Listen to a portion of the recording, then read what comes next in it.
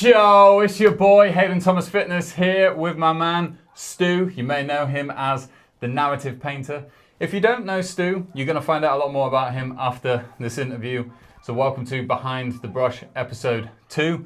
Stu, thank you so much. Bro, you smashed that. I appreciate that, sick. man. Appreciate that. Mate, I'm going to take a day off and you can do my videos instead. I reckon I could do a good job, mate. You could do the voiceovers going forward. You smash it. Okay, if you say so. Every time. We'll get you saying neek. Neek? Yeah. I don't even know what it means. Neek is like a nerdy, geeky person. So Okay. oh yeah, man's is a neek, you know. Neek. Yeah, it's not a good... If you're getting called a neek, you need to put them on smoke. Go on business. I don't know what this means, but Oh, put them on smoke. put them on smoke, yeah. But Give them yeah. heat. So this is Stu, the Narrative Painter. We have become pretty good friends over the last Don't sort undersell of... it. Don't undersell it. Right. We got on really, really well. Incredibly close best friends. There you go, incredibly close best friends.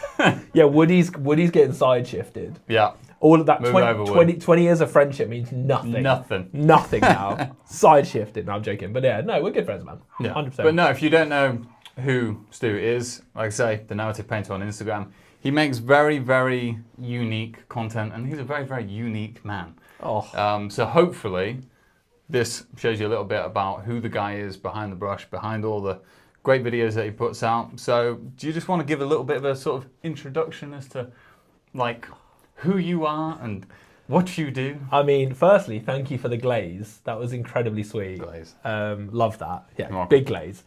So like Hayden said, my name is Stu, aka the Narrative Painter.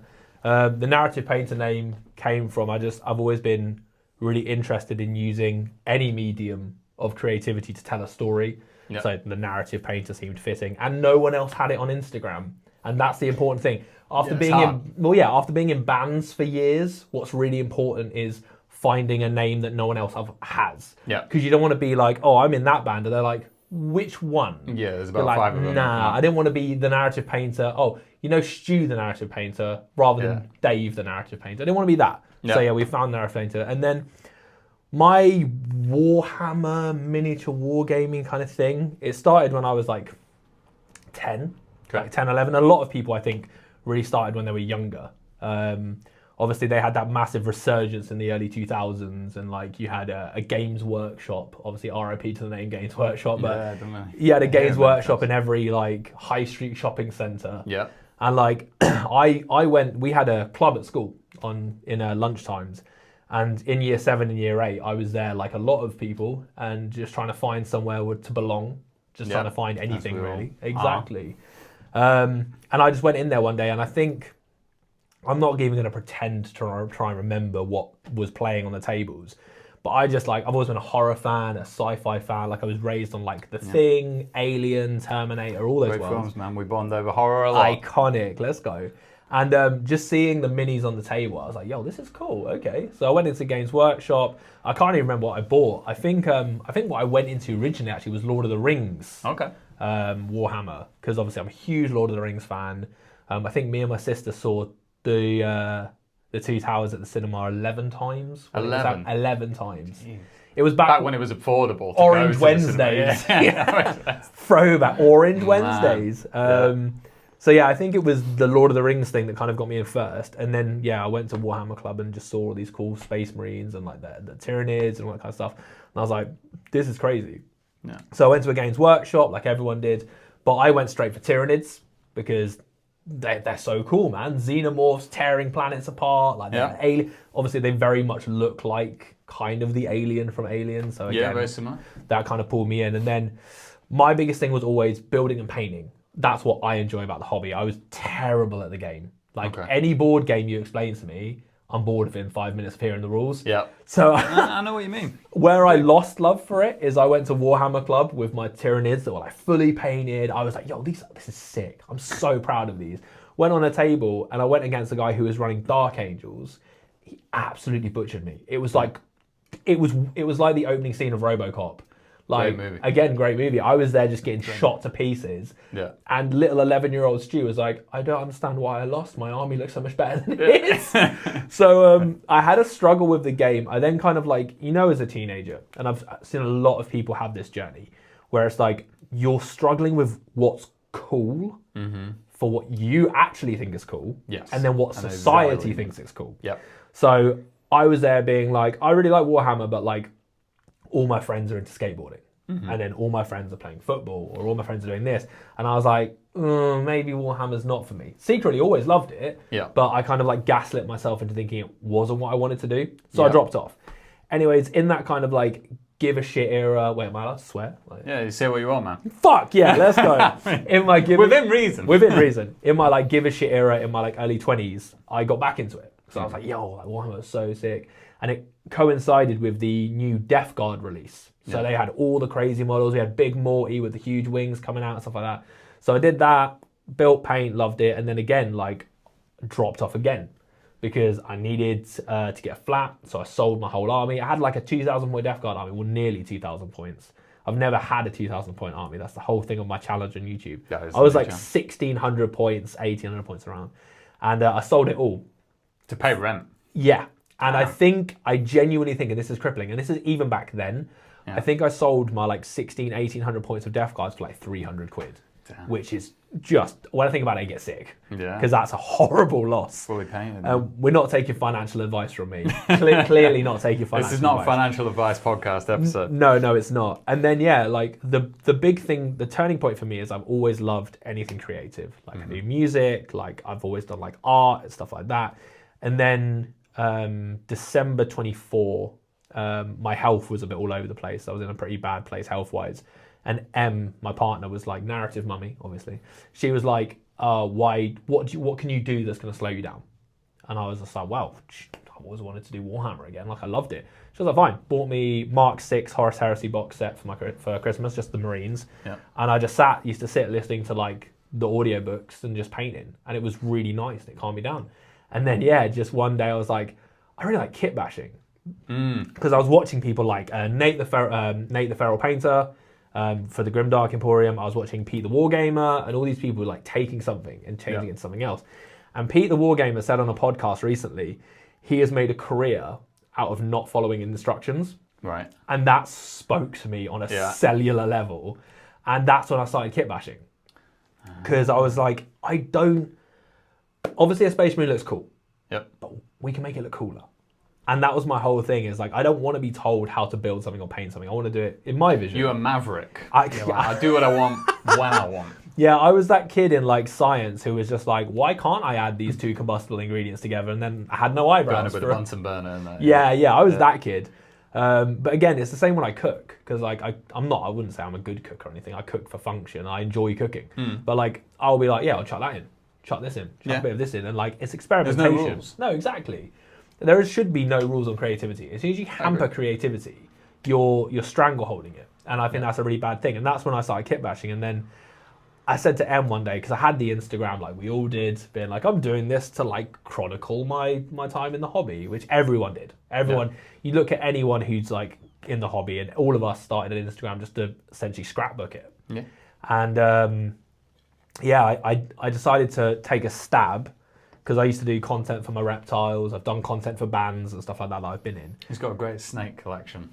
Thank you so much. Oh my God. Does? Very good. Yeah, that is true, I do. But yeah, I made that first reel. And like, if you go back now, it's like a different human. It's like, yo, it's your boy, the narrative painter, and here's like a Space Marine. I need to go back and watch, because I haven't actually gone back and seen it. I can't imagine now from you, knowing you now and how you speak. I was very of the opinion, like, who would care? Yeah. I was like, who's going to care? I was like, I'm going to do it because it'll be fun. Yeah. But like, who's going to care? And then I uploaded it, April 21st, 2025. Wow, so not long ago. No, I uploaded it and I woke up the next day, and really interestingly, I had about 100 followers, right? And like, I've managed like band accounts where we've had like 5,000-6,000 followers before and stuff like that. Yeah. And I woke up and I'd grown to like 400 overnight. Wow. I woke up on my phone. From your first video? Yeah. And I thought something was wrong with my phone, because I opened Instagram and it had like 360 notifications. Like, what is happening? And yeah, loads of people just really liked it. And no one was more shocked than me. I was like, okay. And then I was like, cool, I guess we'll do more and do more. And then, just the rest is kind of awesome, amazing, mind-blowing history. Like, I guess it's that kind of level of imposter syndrome. Like, I still don't understand why people care. Like, why? Why am I in a situation where people are saying to me, oh, can we have merch for UKGE? We want Narrative Painter merch to wear at UKGE. And I'm like, that's pretty damn cool. but why? That's what this is the thing. I never understand why, but I'm always super grateful. Yep. And that brings us up to now, where like in the last year, I've done amazing things that I never thought would happen in Warhammer. Yeah. I have this ludicrous room. Like I post. Really, really cool room. Thank you. Really cool. I post videos every Sunday. I've got an amazing community Discord, and yeah, I've met some amazing people, and it's just wild. All from a hobby that, as a kid, Yeah. people were like, "Ah, it's a bit nerdy." Yeah, exactly. And you were, like you say yourself, you wanted to do it, but you were afraid of doing it. Yep. Not necessarily afraid, but you wanted to fit in. 100%, dude. Like I was there. Like the best analogy that I can give is like on my first. We have a thing. If you're watching in America or any other place, we have a place in the thing called Mufti Day in the UK. I don't know what my. You don't know what? Is. No idea what maybe it's a southern thing or whatever. Maybe it is. You wear your own clothes. You know, you pay Okay. like £1 or whatever, and you get to wear your own clothes into school. Yeah, non-uniform day. Everyone called it Mufti Day where I was I have from. no idea It's a what that- weird expression. It's Mufti Day. yeah, it's a weird thing, but Yeah. they call it Mufti Day. And like my first non-uniform day in my senior school, I was a goth kid, right? So Yeah. I walked in, I had massive balloon parachute black jeans on. Pretty sure I had like a Marilyn Manson hoodie on. Yeah. Like I had like studded wristbands and all sorts. I got the absolute snot kicked out of me on that day. Really? Yeah, and then I started wearing polo shirts and was a very normal person. Yeah. And that's kind of like with Warhammer. It's just like I had such an idea of what I wanted to do and who I was. And like you said, I was too scared because I wanted to fit in to do it. Yeah. And this whole thing is a great analogy of what happens when you're authentic. Because authenticity is irreplaceable. 100%. And that's why the world loves you as well so much. You're very kind. Glazing! Because you yourself, there is no other side of Hayden other than what you present. You are you in everything you do. In your I hope interviews, that comes in your across. content. It does, of course it does. And that's why people respond well to you. Because one of my biggest core beliefs in life is people can sense inauthenticity. And when I you're agree. not being true to yourself, it makes people either like sad or makes people want to like be distant from you or they don't know how to relate with you. Yeah. As soon as you are authentic and understanding, even if it is something so weird and fringe, they're like, I can respect that and I like it. Yeah. Like my mother-in-law says, I love your videos. Yeah. She doesn't know what Warhammer is, Yeah. but she loves it because Yeah. she knows I'm having a good time. Exactly. And that's the importance of being yourself. Absolutely. And I think when you talked about there, about why do people want merchandise for you, it's because you're an authentic guy. You know, I've spoken to you multiple times online. We've met several times in person now. You've been the same guy. Every Yeah. time I've met you, what I see on your videos Yeah. is like what I've seen today. You know, maybe you turn it up a little bit, but I think everybody does to a degree, maybe in a sense, because you're on camera. Get excited. You can't talk, you know, Yeah. maybe how you would to your partner or whatever, because you got to make it a bit more interesting. Yeah, 100%. But I definitely think you are 100% authentic, and that's Peace, why man. I appreciate you that. grew overnight. And I think that's the same for anybody. And you were very kind to say about, you know, me being authentic. And I think 100%. that's just anyone who, like me and you, watch, or anyone that you follow on Instagram is like, you only probably follow them because you like them. Yeah. If you don't like someone, you're probably not going to watch their stuff. No, 100%. So you've got something great there. And I think, what do you think was the thing that made you go from being a bit weary about doing Warhammer and, you know, kind of brushing it off that you didn't want to do it, to actually being like, you know what, I'm just going to do this because I enjoy it and I don't really care what anybody thinks? I think life has a really good way of. My mum's always called life as it's a bit of a sieve, Civ. like a sieve. You sieve through life, whether it's people. Like when you're in primary school, imagine like you're in primary school, yeah, and you come to school one day and like that friend you thought you had, they're not being nice to you. Like in primary school, that is the most world-ending thing. Yeah. Because that's all you know. It's like the person who I really like isn't being nice to me, so that's mind-bending. Whereas as you're an adult, like you can have that mindset of like, okay, I've got a best friend who I see once a year. And it's not bad. You can meet somebody once a year and you still have that level of connection. Yeah. And for me, that's kind of what happened in life. I managed to kind of like just sieve and filter all the noise out and really hone in on what I wanted to do. I'm going to shock you. My lip piercings, they are 6 years old, Right. right? Most people would think that like I've looked like this for years. Yeah. I haven't. Okay. When I was in my early 20s, I had no tattoos, I had no piercings, and I used to wear a suit.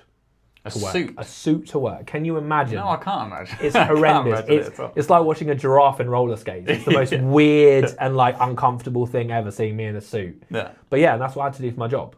And I was almost, and you'll know from your acting career, I was playing someone else. Yeah. I was not being me. I was playing someone else, and it took a lot of kind of like self-motivation, self-discovery, and also like we spoke earlier about just like trying loads of different things Yeah. to find out, okay, cool, like, you know what? You are still that 11-year-old kid. You are still that nerdy dude who just loves aliens and horror movies. And like, even when I was 11, like my dream job was Pro wrestling. There you go. Yeah, we love pro wrestling. Yeah. When I was 11, I wanted to be a tattoo artist more than anything. That was my dream job at 11 years old. So like being... That's crazy. Yeah, Long before you could even have a tattoo. I know. I want to be a tattoo artist. But yeah, and that was it. Like, I think just... I'm going to paraphrase it really badly, but I heard, it might have been James who said it on the first episode actually. It's this idea of like, okay, so imagine you younger looking at you now. Like, if your true like 10-year-old self saw you now, what would they think? And like, I know my 10-year-old self would be like, that dude's cool. Yeah. Same with, I'm sure, your 10-year-old self. If you met you, like naturally handsome, body of an Adonis, but like you've got your obviously. That's why I got him on, because he's so complimentary. But you've got like you. But that's, if you think about the way that society works. Like when you're like 8, 9, 10, you're like just this very innocent, like open-minded person, Yeah. and you're just like, okay, cool. Like I will try anything, and like society has that way of kind of putting pressure on you and makes you change, etc., and adapt. Whereas when you're 10, you just do things because you like it, Yeah. not because you're necessarily worried about being a certain way. Yeah. So that's the thing I hold on to, is like, I think I'm just going back to me and what I love. That childlike Exactly. thing. Like, Christ, who the hell wants to be an adult? Nobody. Like, Unfortunately. adult is tax. Yeah. Tax and paying the mortgage and bills and Yeah. mowing the lawn on a weekend. Yeah, mowing that lawn. No, mowing that lawn, that figurative lawn that Haven't never even done quite it yet. gets. Oh mate, I hate gardening. Everyone hates it. No, you know what? You go to a garden centre on the weekend. Some people are living for it. Yeah. And That's what I do every Saturday. Do you? No, I don't. But people go. I don't. I've never even mowed my lawn. Oh Christ, no, don't do no, it. but No, it's a people- trap. Yeah, As soon as you buy that lawnmower, that's it. you might as well just start wearing chinos every day and a polo shirt. You're done. Yeah. You're done. You are truly middle-aged. Truly middle-aged. Truly Not yet. middle-aged. I mean, Unless we're- it's a sit-on lawnmowers. I mean, different. that's like the dream one day. Pure dream. Yeah. 6-year-old man, half cut on a lawnmower. Yeah. Another drink in the hand. Falling off it. Yeah, but we're like you're 34, I'm 33, so we're sort of like very much same age. And I think we probably had a very, very different, early life. Yeah. And yet we're both in this same kind of hobby, I mean, making content. I and it's remember like- your first ever Warhammer-based video. Yeah. Yeah. It came up Did in you follow me off my very first video? Yes. That's crazy. Yeah, I It's did. like 9-10 months ago now. Yeah. Because it came up on my feed, and obviously you did the visit to Warhammer World. Yeah. And I was like, I checked your profile, and I was like, obviously, I've got that kind of like 1 foot still in the fitness world from when I used to do the training and stuff myself. But like, Yeah. I saw it and I was just like, okay. And like, I could see just like you as a person, I saw how excited you were. Like, fucking hell, dude, you were buzzing. And Yeah, I was it's just great. like, I'm living for this guy. great. So like, I always say that like, I find the most joy in people getting into the hobby. Because like you never get that again. Yeah. You can get it sometimes, like 11th edition is going to drop soon and people will lose their minds and Yeah, I'll there's lose some my mind, excitement, but etc. let's go. But like when I saw your video of Warhammer, I was like, yeah, dude, I have to follow this guy. Like this journey is going to be epic. And like it is funny like how you make these connections and have these moments through just taking a chance. Because that's another thing. Like obviously I'm really good friends with people like Ollie from Blackheart Minis, Rob Garth 40k, Kieran Stacked Overdrive, Toby Toolhammer, and all of that group. Ryan the Itty Bitty Painter's also in the group, and Rich as well as in the group. All of us, I was talking to all of them separately, and I didn't know they had a group chat. Really? Yeah, and then one day, like, Rob was just like, yeah, we got to put him in the group chat. And I went in, and I was like, oh my God. And all of them only started messaging each other because they followed each other. They Yeah. started chatting. Through Instagram. Yeah, and now they're some of my best friends. And same with you. Like, that video came up, I followed, we chatted, and now we're here. And crazy, it's, isn't it? again, it's another win for just being authentic and taking that risk and having fun. Yeah. Because if you didn't take that risk, we wouldn't be here. Absolutely not. But What a dream. what a dream, mate. What But a like you said, dream. all from just a hobby and Instagram. Like Yeah. like you say, we only met for the first time. I think the first time we met. I think it was a convention. Rally. Was not Rally Point. Rally Point. Yeah, Yeah. So Rally last Point. year, like last September, Yeah. was the first time we had met, but we'd You already were been speaking. rocking that purple polo. Thanks, mate. Thank you. Mate, I those- ordered extra small. No, They were, really, it was a those large. guns were bursting out of those sleeves, bro. They couldn't be contained. Yeah, I appreciate that. But no, that was the first time we'd like met in person, but we've been speaking, and then we met again at ChillCon, and then this is only the third time I've met you in person. Yeah. But it feels like I've known you for quite a while, which is cool, Like and that's forever. great. And this is just from Warhammer, Yeah. and like you say, being yourself. So, like obviously your content. If you haven't seen Stu's content, which I'm gonna guess if you're watching this video, you probably know who he is already. But if you haven't seen what Stu does on Instagram, he does very sort of unique kit bashing videos. That is kind of like, I don't want to say niche, but Yeah, I guess so. most of your stuff is kit bashing. Yeah, isn't it? absolutely. What I know you said about you like doing your own thing, Mm. but what led you to go down that route of every single, or not necessarily every single video, but the majority of the videos you do, it's like, here's a new model, I'm going to kit bash it, put it all together like this. Like, did anyone influence you? They mentioned Pete the Wargamer. Pete the Wargamer was like a huge like influence during like, and again Nate the Feral Painter. Got to give massive shout outs to both of them as like a influence in the. I mean, Nate's. I told him this, and he bless him, he got very touched by it. But like Nate was the reason I took another shot at it, because again I was skirting through YouTube one day, and one of his videos came up. The algorithm clearly knew there was still an element of like these nerdy hobbies that I was looking into and dipping my toes back in. Yeah. And one of his videos came back in, and I was like, damn, that's so cool, because he does all like the grimdark style painting. Yeah. And back when I was doing it 15 years ago, grimdark really wasn't in the mainstream. So I was like, this is when I was painting in my like early 20s. Yeah. I was like, damn, like that's a really cool approach, like the oils, the weathering, and I was like, that's awesome. So yeah, the fact that they do a different build for every video kind of definitely influenced my format. And I think as well, I'm very self-aware, right? We all have flaws, Yeah. even somebody as we perfect said as you. Oh, stop it. We all have flaws. And I think one of my biggest flaws is, and this is why I wanted to challenge myself with the building the armies video, because one of my biggest flaws is starting a project and not finishing it. Yeah. Man, Now- I do that all the time. Well, we all do, but like I physically don't understand, because my brain is not wired that way, how somebody can pick up a box of intercessors and do 30 hours on one Space Marine. That's hell for me. Like you, like I said earlier, my teeth would be itching. Yeah. I'd be like, oh, it's already blue. Like Yeah. what more? And I think having the kind of like a different build per video, it feels like I'm on that treadmill, and it keeps me on the treadmill, being like, okay, cool, new idea. Add in the fact I'm 3D printing my own parts now. Like, Which look really cool. thank you. Really. And like you can go on like My Mini Factory and find like a cool 3D rendering artist who again like you've never met before, and you make that connection because you message them on Instagram and be like, by the way, your stuff's really cool.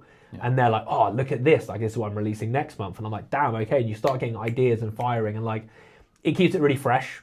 And I think that's the biggest thing for me. I think like one of the biggest challenges with like building the two armies over the next year that I'm doing in my own long form content is going to be, I looked at it earlier, you can't make every model look like a main character. Yeah. I was And just like- saying, mate, you've set yourself a massive challenge. I am aware. It's a I big am challenge. aware. Yeah. And I think that's where one of the footfalls is like every time I do a build, Toby Torhammer once said to me, and it was like, I loved it. It's one of the best compliments ever. He said, when you ever do a build, it's so close to too much with what you put on the model and how you sculpt and like what you put into it, but it's just the right amount. And I took that as such a compliment that like I am, because my whole job with what I do as my content is I'm selling a vision, right? Whether it's you're taking a loyalist Space Marine chapter and reimagining them as a traitor, or vice versa, taking a traitor chapter and imagining them as a loyalist, or what if this person was like this, etc.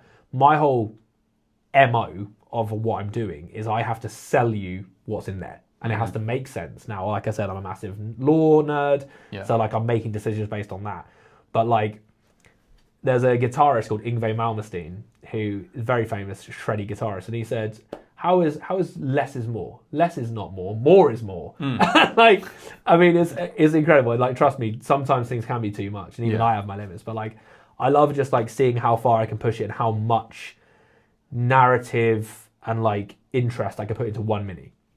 Because the more you do to it and the more kind of like mindset, the more I am selling that law.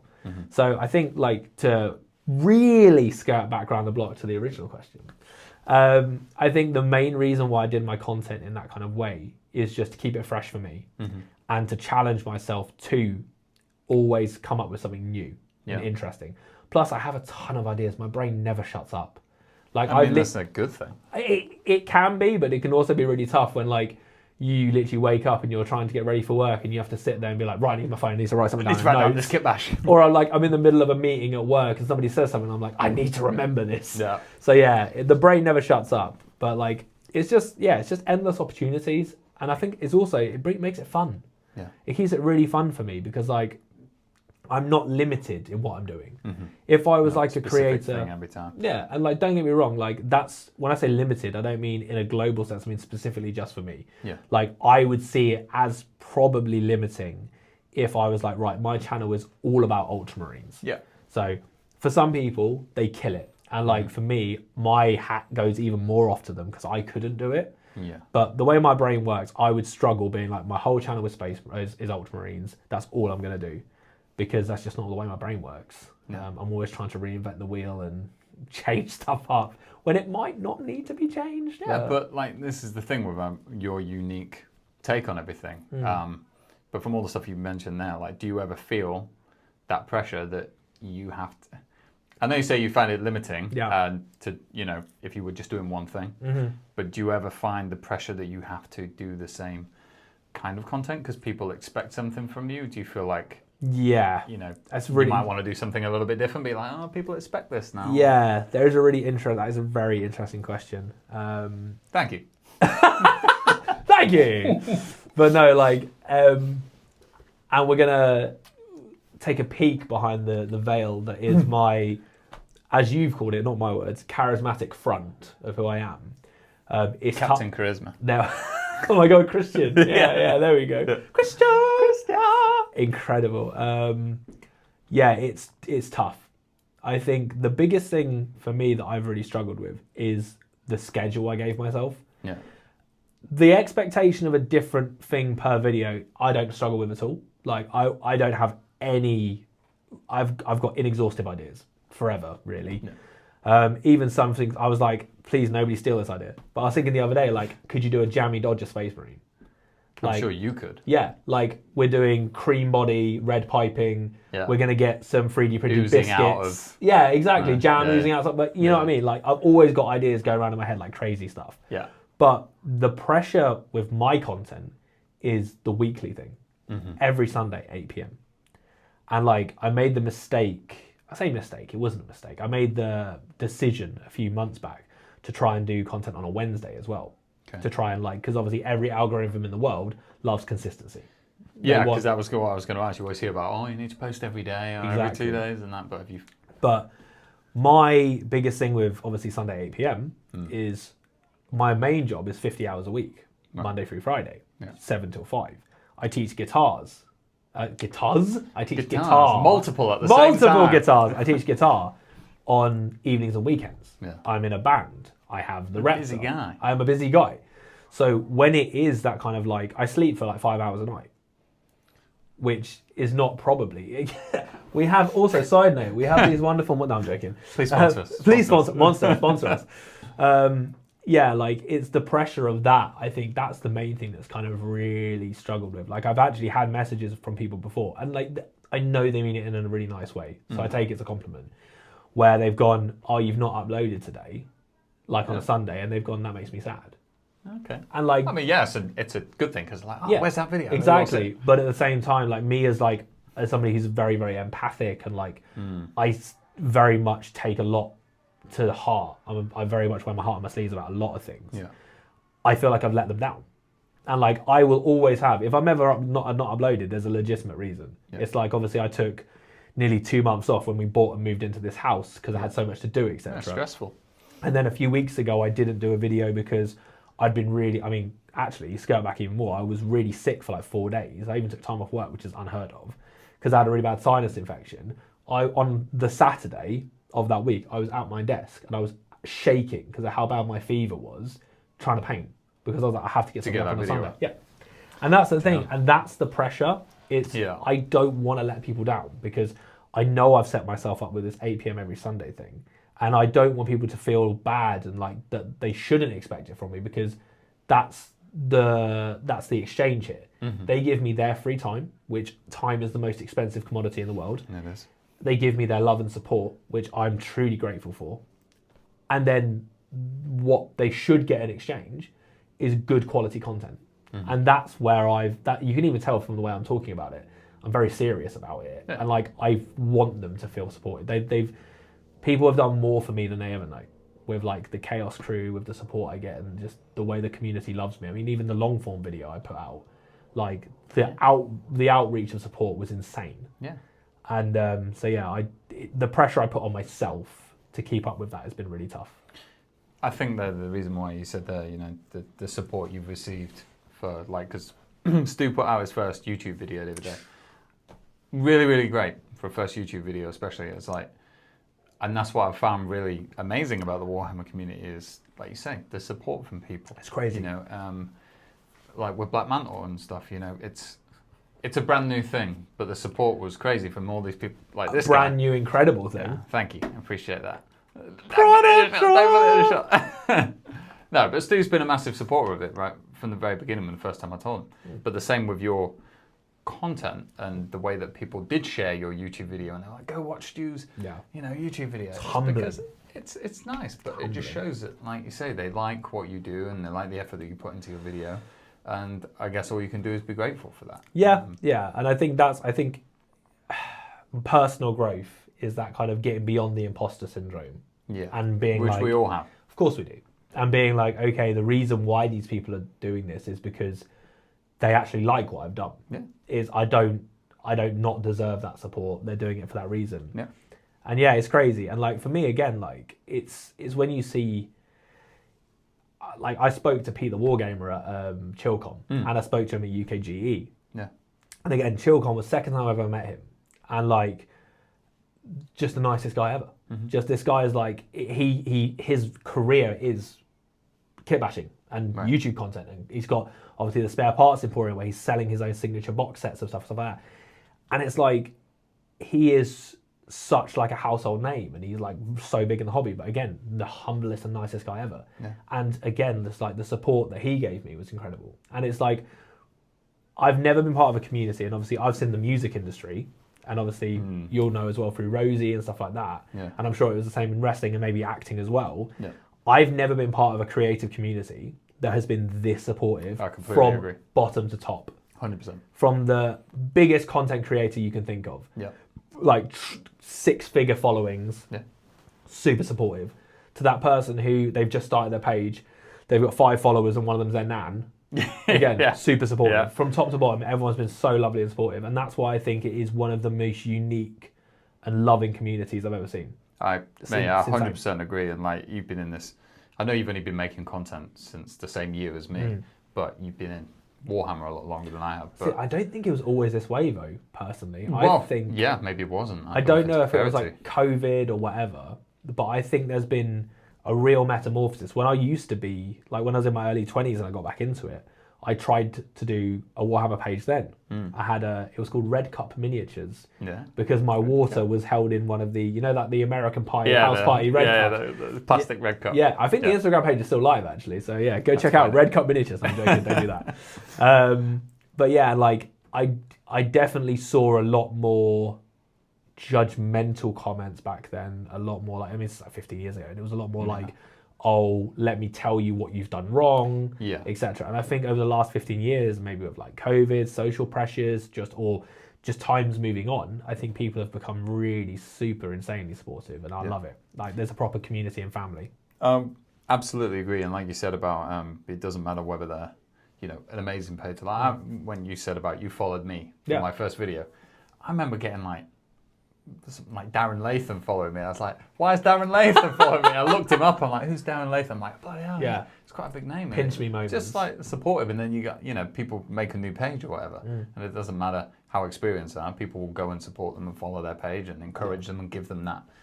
I mean, look at Black Mantle, dude. Well, yeah.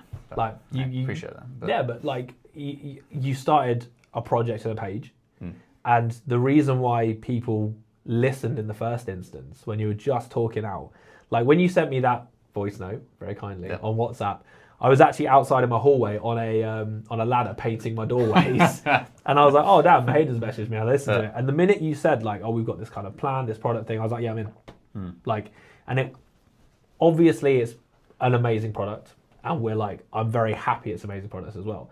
But in that instance, I didn't care what you were going to send me. I just wanted to support you. Yeah. And that's the same anywhere in the community. Like I've had people there's so many people who've sent me stuff for free. Like just literally just been like, oh, I've got these spare sprues that'll be more use to you than me, so here, let me send you them. And That's just amazing. Yeah. Big shout out to Uncle Paul, Celestial Lion. Like he just sent me. Oh yes, I know. Yeah, Uncle Celestial Paul. Lion. We love Uncle Paul, but yeah, he he's a sent good me dude. like so much free stuff, Wow. and it was just and literally like we only know each other. I've never met Uncle Paul in real life. I call him Uncle Paul. He's my hobby uncle. Gotcha. But also fellow vegan. Let's go. But he sent me so much free stuff because he just said like I'd love to see what you do with it. Yeah. And I was like, damn, dude, like that's got peas attached to it. Like, you could sell this or whatever. And he was like, no, I want to see what you do with it. And like, yeah, it's mind blowing. But again, back to Black Mantle. Like the minute you told me, I was like, I'm in. And that's what true connection brings. Yeah, but that's irreplaceable. You're just a good person now. And like you say, supporting people regardless of what it is. Like if someone's a good person, you just want to of course support them. I would like to think. But obviously, you've been making this content for a while now, and you are a busy guy. You have a lot going on in your life. Yeah. But sort of outside of painting, you touched on it a little bit. What do you like to do outside? I mean, I know what he likes to do outside. You guys might not know. So what sort of things do you do when you're not painting? I work a lot. No, I'm joking. Yeah. I do work a You lot. do work a lot. So I play in a band. Halfway Home. It's like kind of. Yeah, what would you describe it as? It's like a mixture of. It's got roots in emo. It started off as a pop punk project actually. Really? Yeah, so me and Addy, who's the lead vocalist and one of my best friends in the world, we started Halfway Home in lockdown. Okay.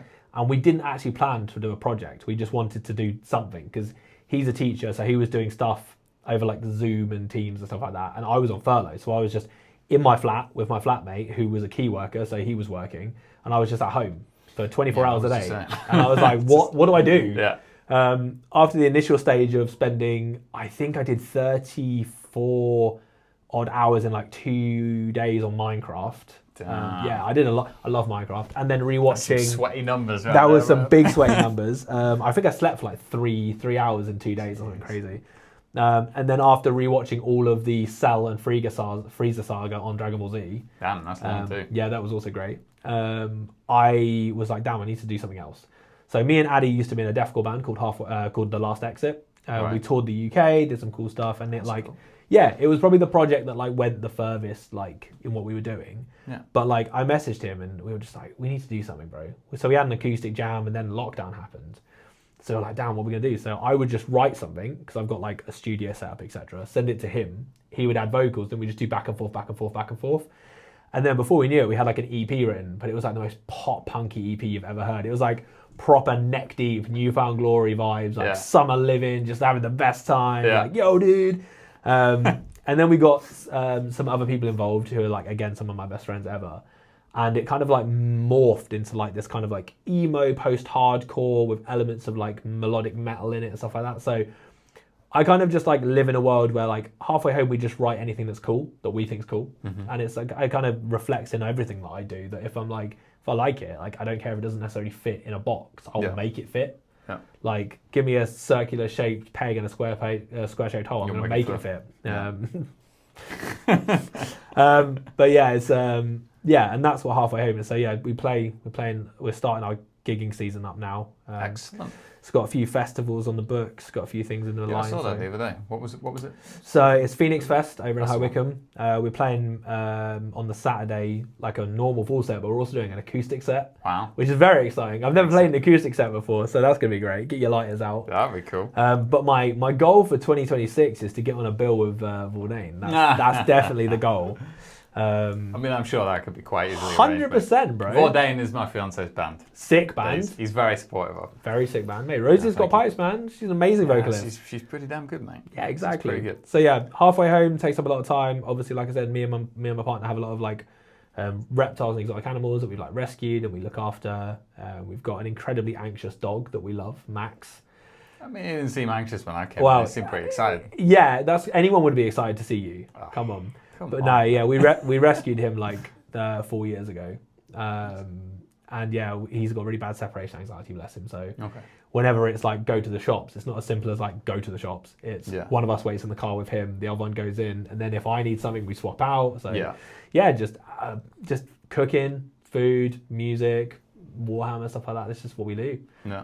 Like I said, I sleep for like 5 hours a day, so I've got a lot of time to do stuff. That's crazy, man. You operate on 5 hours of sleep. Just years of experience. Yeah. The first time I got put on SSRIs, I was on fluoxetine. Because I used to sleep for like 13 hours a day.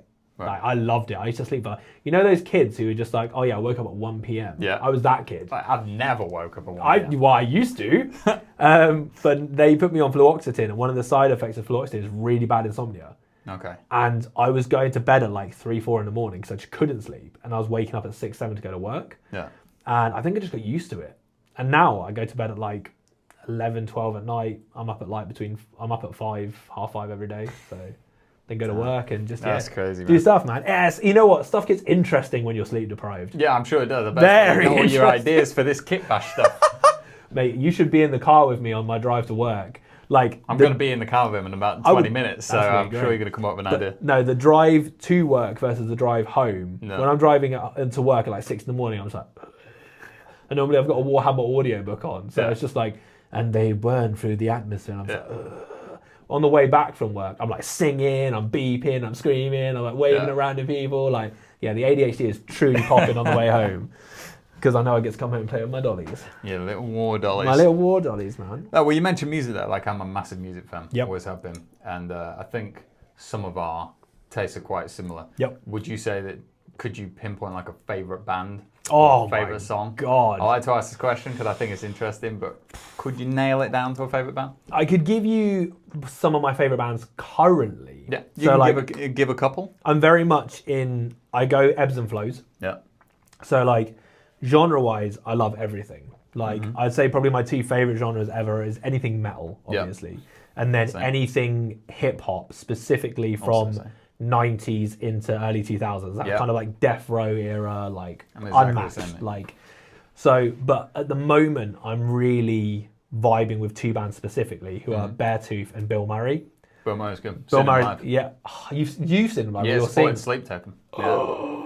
It was good. I wasn't, at the time when I saw him, I was like, oh, I don't really get this. I was like, it's a bit weird. He's like it's dancing different. around in his shorts, but there's a saxophone, and I'm like, what's going on? But it's actually really, really good. So Very good. good Like, they just released their new album, Kinda Hard, and the album's so good. I've just been running it back. Yeah. And then Beartooth. I haven't listened to Beartooth. So, did you ever see a band called Attack Attack back in the day? They did like synth metal. Nope. So, interesting fact, Beartooth and Bill Murray are linked. Okay. So we had the band Attack Attack, if anyone remembers. It was like emo synth metal, and they all had like crazy fringes, and they had like synth. So 3 of the members, you had Caleb, who was their clean vocalist and keyboard player, I believe. He went to be the vocalist of Beartooth. Okay. You had Johnny, who was their guitarist, who is now the vocalist of Bill Murray. Yeah. And I think it was their screaming vocalist, Austin. He went on to be in a band called Of Mice and Men. Yeah, I know that. I've seen them live as well. He left. He was their first vocalist, I think. I think it was Austin. But yeah, they're all links. But yeah, so Beartooth are kind of like, it's like heavy kind of new metal, well not new metal, but like new age metal, like very 2026 sort of metal, like melodic emo metal. But like a lot of their lyrics are super based around like mental health and like Caleb Shomo's like own struggle and stuff like that. Yeah. And like, I love it. Like you give me lyrics about like just struggling through life, but like pushing yourself. I'm there. Yeah. Like, that's why I love there, Sleep man. Token so much. I'm there just like crying, be like, I get your pain. Yeah. So yeah, for the moment, it's definitely Bill Murray and Beartooth are like pushing it hard at the moment. Like my 26 recap for Spotify is going to be completely sunk as Bill Murray and Vordain. Beartooth and Vordain. Well, you know what? We've actually got a very talented community because not only do we have obviously Rosie and Vordain, and obviously Rosie now has her own miniature wargaming pages.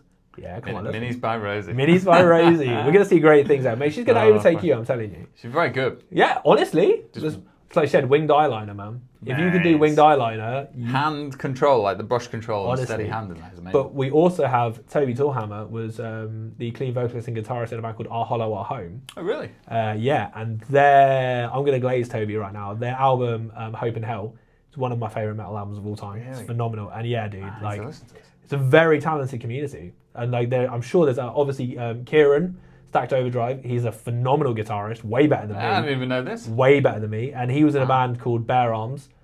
A lot of bear stuff going on. A lot of bear stuff, man. We love bears. But yeah, he was in a band called Bear Arms, and they were kind of like proggy bath metal and stuff like that. And yeah, again, like Kieran, really complex Yeah. guitar bits. yeah, Kieran's riffs, man. He is like, I never forget. Me and Kieran started chatting. Obviously, we do Big Man Ting, our collaboration, and stuff like that. And we've met obviously a few times in person. He's like one of my best friends ever. And we used to send ourselves guitar videos. Like I'd send him something I was playing around with. I never forget. He sent me a video once of playing some riffs from Ascendancy by Trivium, that like amazing album by Trivium. And he was just like, I was like, oh, this guy's so much better than me. Like I was like, I feel really awkward about sending him because it was in our first few stages of talking. Yeah. I was like, I need to not send him videos of me playing guitar Yeah. because he's going to think I am terrible. He's Mad, I had no idea you even played. Mate, his picking hand is tapped. He's got a machine gun in that wrist. Damn. Such a good. But yeah, and this is what I love about it because there's nobody in this hobby is a single fret. Yeah. Everyone's like It's got double, multifaceted. 100%. human beings, Look at yeah. you. Wrestling, acting, Yeah. miniature wargame painting extraordinaire, presenter, interviewer, Yeah. classically handsome model. You got so much. You know, amazing fiance, great friend, donut bringer, and now Most importantly. and now director and co-runner of Black Mantle, Wow. which will soon be the most successful hobby-related business ever. Said a lot of impressive stuff there, but we'll see. We'll see. It's all good, but yeah, I love it. I love the fact that everyone is just so multifaceted in what they do. Yeah. And that just brings to light how creative they are. Yeah. Like no one is in this like hobby just being like, oh, I'm just going to do this one thing. Everyone is trying different things, excelling different things. It's so cool. And I think that's the best way to be, which 100%. I think kind of leads on to this question. I think is, I always like to ask this. I mean, I've only asked it twice, but I will ask it every still time. Always, still always. Yeah. Obviously, you said that from your first video to your current videos, your confidence has grown a lot. 100%. The way you come across. I look back at my old videos, even before I started doing the Warhammer stuff. If you go to the bottom of my page, look at my old fitness videos. It's me sat in front of like a black curtain, trying to give fitness advice and stuff, and just the way I came across was very different. What advice would you give to someone who is maybe afraid to put themselves on camera? Because I know there's a lot of people, I speak to a lot of people who are like, I like your content, but I couldn't do that. And I'm always like, why couldn't you do that? Oh, I don't really have the confidence to speak on camera. Yeah. I was like, but nobody does No. at first. Even No one does. though, okay, you might start off a little bit more confident than, say, someone else because of your background or whatever. But what advice would you give to someone who is maybe wanting to branch out and give more of a, not necessarily have to have your face on camera, but even just talking on camera and just getting used to that? What would you say? I think, as with everything, it's kind of like it's like two answers because obviously I can never just give a simple answer. Of course not. I'm going to gild the lily way too much, but it's fine. I think the first thing is just practice. I think there is literally no substitute for practice. Like you'll know through obviously like, again, wrestling, acting, training, etc. Like the more you do something, the better you'll get at it. Yeah. Having that self-effacing idea of like, okay, cool, like I will probably do something. It will probably be a dumpster fire. Yeah. But like what's really important is then growing and understanding. Like people learn from making mistakes. So like my first ever, this is a fun little look behind the curtain as well. My first ever Warhammer video that I did, that it was an Iron Warriors kit bash, right? And I had my little Amazon Basics Bluetooth microphone. I did a recording and I uploaded it. Yeah. And I actually uploaded my first bit of content on the 20th of April. And I actually referred to them as the Iron Hands throughout the whole video. Right. And the first comment was, dude, I think you mean the Iron Warriors. And I was like, oh, okay, I've done, no. Took it straight down. Yeah, they're not going to follow me taking off. Went and redid all the audio Really? and then re-uploaded it the next day. Again, I made a mistake. Like, I tried something. I knew I meant the Iron Warriors, but when I was recording it, like, my brain just I've done it all farted. the time. Exactly. So I think practice is like a really important thing. I think secondly, if you're worried about either having your face on a camera or like speaking, etc., just get a mirror. Start doing it to yourself. I think that's a key thing. Like, I mean, I never shut up. I mean, you know, you've been sat here for like 2 or 3 hours just me just talking at you. But like, get a mirror, try and do that to yourself. Yeah, chat about wrestling. But I just think there is no secret sauce, and I think I agree. It's one of the most kind of like biggest realizations that anyone has in this universe. It's like no one knows what they're doing. Yep. Whether you are Dwayne "The Rock" Johnson, speaking of wrestling, and you're one of the richest men in the world, he still makes mistakes. He still has absolutely. I mean, crikey, so many of those films that he's done have been terrible. Yeah. But some of them some great ones. have been amazing. Scorpion King was a personal favourite. Oh my days, what an amazing What a film! quotable movie. Yeah, and you get Godsmack as well. And Yeah, it's a soundtrack. Stand at the end. Exactly. Great. But like, this is the thing. Like, we all make mistakes. We all aren't good at everything. Yeah. So if you want to try something, just try it. Like, there is quite literally the only person who's got this thing of like, oh, it's going to be bad and you're catastrophizing it. That's just you. Yeah. You're the only Literally the person only making person that who reality think happen. Like, you can look back now with you in front of that black curtain telling people that 60 to 70% of your arm mass is triceps, so you need to train triceps instead of biceps, etc. And you can be like, okay, I would never make content like that now. Yeah. But the only reason that you can look back on it like that now is because you did it, you learned from it, and now you're making content that's absolutely completely different. Yeah. I'm looking at content that I made at the beginning and then like I'm there like, yo, it's your boy the nerves, like completely monotone, dead, no personality. Yeah. And I'm almost like, why did people watch this? Now, that being said, maybe I've gone the other way and now I'm singing in videos and now I'm doing all sorts of crazy stuff. But there is no secret. Just try it. Like, nobody is holding you back but yourself. And there's a very modern day idea that if you put something online, it has to be perfect. Because obviously you're presenting it to the world. What we put online it could literally last forever. It could. So if you're going to put it online, it has to be perfect. It doesn't. No. It really doesn't. 100% doesn't. And you'll never be able to achieve what you want to achieve if you just don't even just put yourself out there. Yeah. Like, it's like I said, I've DM'd you and we're here. Yeah. Everything's cyclical. So like, my advice would be practice in front of a mirror, just maybe even narrating something that you're doing. Like, hi, it's your boy Stu, the narrative painter, and I'm here talking to Hayden. Like, we're having a great time. Yeah, okay, cool. I've literally described what we're doing. Just do that. Or get a mirror. Like, obviously, you know, through acting, mirrors are great. You can see how your face is coming across. You can see how you need to hold yourself. Like, I know that, like, I'm presenting to the best part of my face when I turn to look to you. Whereas this side is like, get me from this side. Yeah. And I only know that from years of looking at myself in the mirror and being very vain. I'm joking, I'm not a vain person. But this is me on a good day. Normally I look horrific. I'm an absolute goblin. Yeah, absolutely. Thanks for dressing up for me, mate. Of course. Oh, hello. That's later. And then other than that, just being open to just trying new things. Yeah. Like when I was younger, I was a very fussy eater because I had a lot of health issues. When I was like 13, I tried my first curry. World changed. What was it? This is the most embarrassing thing ever. So again, bear in mind, I had a lot of food aversions and I was a scared thing. Yeah. It was a Tesco's microwave korma. So not even like an not even authentic curry, no, like literally barely even a curry. Barely even a curry. Yeah. But yeah, I tried it and I was like, oh my god.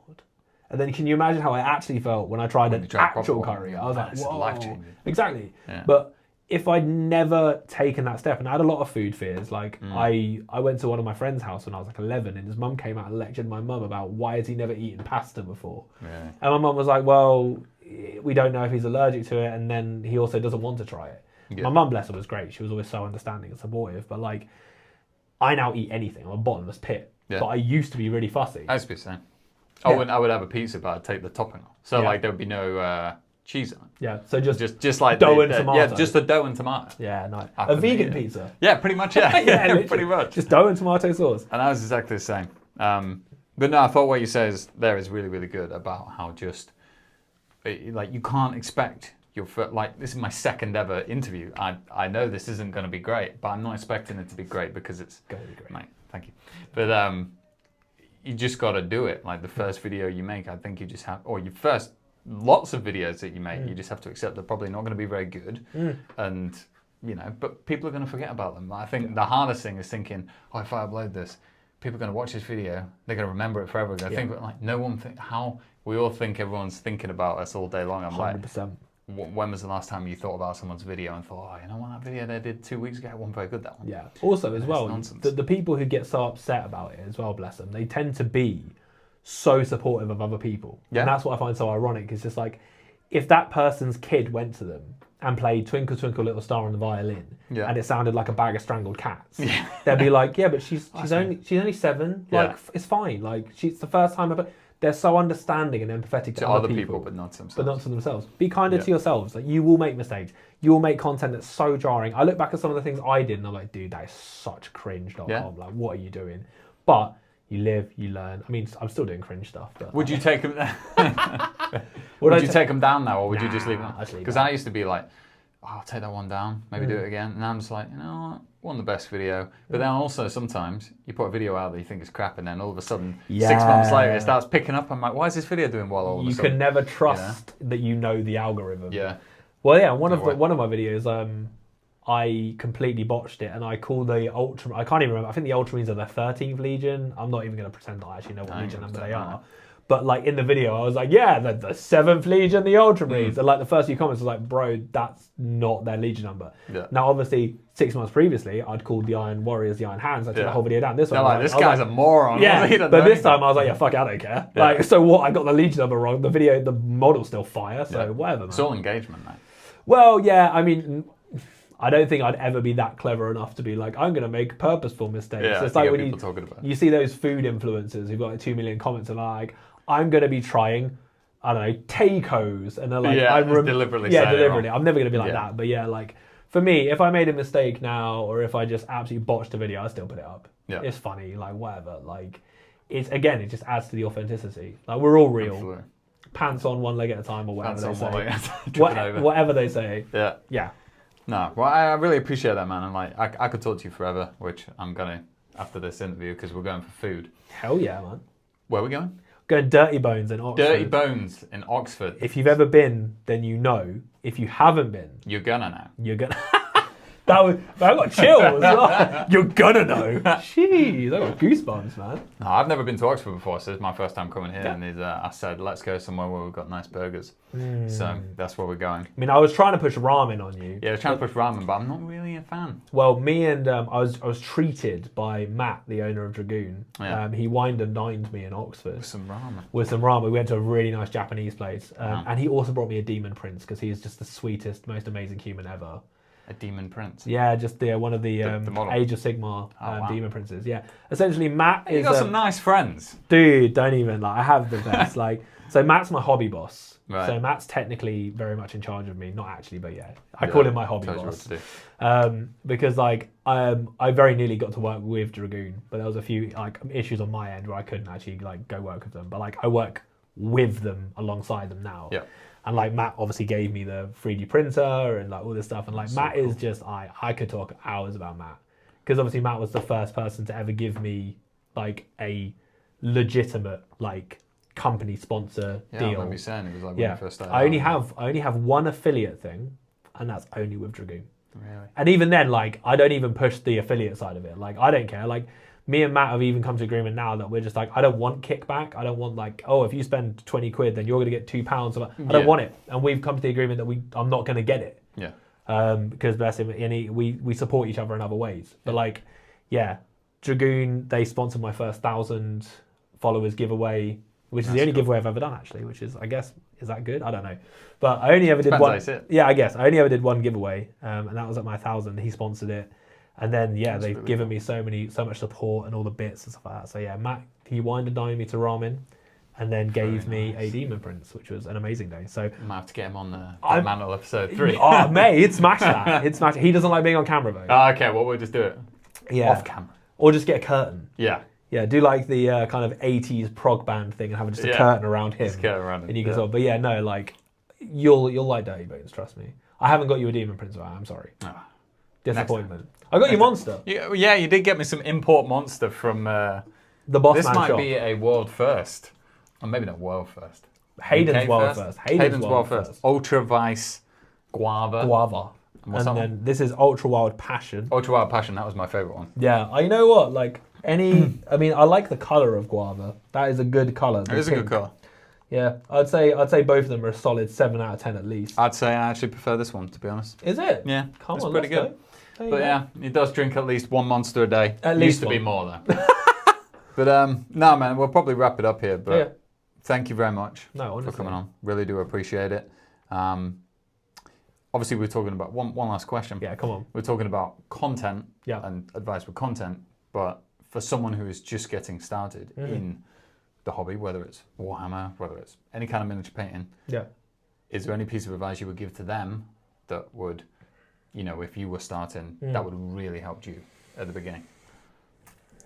I think that's an amazing question. Thank you. I don't want to go over old ground that we've already gone over, Yeah. because obviously I could say stuff like, don't worry about what other people think, just Yeah. do what you want to do, etc. I think Maybe more of a practical thing. a practical bit of advice I would give is have a vision, have a plan, and then get off your ass. Yeah. Those are my 3. So in my app on my notes app on my phone, I have 6 months worth of Kit Bash builds planned. Right. I have the dates in, I have what I'm doing and when, Bloody hell. and I have the series ready to go. I know what bits I'm going to use. I've already identified which packs or which bits or which Dragoon bits I want to use or which models I want to use. Have a plan Okay. and have a USP. Now, for those of you who didn't work in retail and don't know what a USP is, because it's a really cringy retail term, USP is a unique selling point. Have a USP. Like, if you want to, I hate myself, make it. Now, I'm not saying I've made it by any stretch of the imagination, but I'm getting interviewed by somebody, so that feels pretty impressive. Yeah. If you want to do well in any field, you have to stand out. You've got to be different. Now, if you look at the way that the hobby space is going, people want different. People want authentic. People want unique. So find a USP. Like, my USP, as you said, is obviously my unique mix of, like, we call it uncut chaos, but which is a term coined by Ollie Blackheart Minis. It was like first few weeks he knew me. I was like, dude, I've got uncut chaos. Of course he works in And marketing. Yeah, of course. I was like, I'm taking that. Yeah. But find a USP. Find out what's special about you and unique about you. Like, obviously, it's no surprise you're here, because your job is helping people and supporting people and giving people opportunities that, they may have never thought they had in personal training, and you're great at supporting people. Like, one of my USPs is just I feel sick for saying about this about myself, but I'm gonna say something positive about myself. I've got this larger than life personality. You do. I'm full on all the time. So I translated that into my videos. Yeah. Find your USP, get a plan, and just do it. Like, if you're somebody who just like loves teaching people, like you're really good at teaching people and you're really good at painting, make painting tutorial videos, but make them in a way that's super accessible. If you are somebody who like is obsessed with horror movies and your whole thing is horror movies, cool. Maybe painting Ultramarines isn't for you, and start looking at the Grimdark style of things. Like, I saw the Grimdark Compendium did a kind of like their own version of like Golden Demon the other day, where they gave out like, it was a painting comp, etc. And some of the entries in there, you would not even think they're using Warhammer pieces as a base for it. Like, there was a whole scene, like a slaughterhouse that someone did. Someone took a defiler and made it look like something out of Hellraiser. That's like, it's crazy. And just like, find your USP, find what keeps you going, and find what makes you passionate about doing what you're doing, and then just make it in a form where people are going to love it. And that's the only secret. That's some good advice. Very, very good advice there. And free advice. Free advice. We're not. Wait. Is this? We're gonna paywall in this? We'll sort that. We'll sort that later. I'll look after you. Don't worry. Thank you. No, but I appreciate that, man. Thank you very much. No. And hopefully you've all enjoyed getting to know Stu, the narrative painter, a bit more, because the whole point of these videos is to. I think there's a lot of great painters out there, and there's a lot of great personalities on Instagram. And it's not even just the Instagram. It's not just about content creators. Just anyone who's a great painter or good at what they do in this hobby. I just think it's good to get to know the person behind 100%. All the artwork and the painting that they do, and find out how they got into it and what led you to start. So hopefully you got a better understanding of Stu. And if you don't follow him already, check him out on Instagram and YouTube and whatever else you're on, Snapchat. TikTok, Bebo. My face. He's at The Narrative Painter. Makes great content, so if you don't already watch him, please do. And yeah, thank you for watching the video, guys, and we will see you in episode 3. We're going to go get some food and chat some more pro wrestling, which we didn't talk about in this video because we would have never stopped. We tried. Also, remember, buy Black Mantle. Bye, Black Man. Cheers, mate. Love.